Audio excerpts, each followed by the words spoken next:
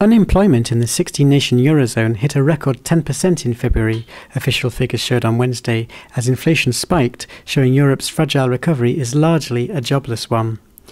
February's figures showed an increase of 61,000 people on unemployment lists throughout the Eurozone, tipping the rate into double figures from 9.9% in January, for the first time since the Carré came into being in 1999.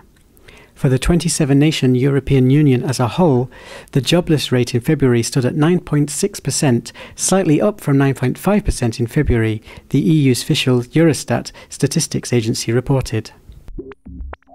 Major breakdowns in the CFL electric networks and overhead cables at the central station in Luxembourg caused train services in the south of Luxembourg, Belgium and France to become virtually paralysed.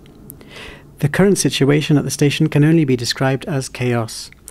Trains from the direction of Thionville in France are only able to travel as far as Bettembourg, and they must rely on other forms of public transport. Other trains, including international connections, are also affected. The current situation is that the CFL states the problem is fixed, but delays are still expected. The hotel, restaurant and bar sector is suffering terribly from the financial crisis. According to Horsia, Luxembourg hotels have experienced a drop in customers of 15% in 2009. Bars and cafes are concerned that tobacco legislation will further exacerbate their already precarious situation.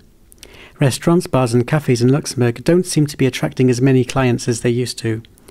Yesterday evening, the annual General Horsia meeting, representatives of the hotel and restaurants Luxembourg, announced the figures of their industry for 2009, their findings not being particularly rosy.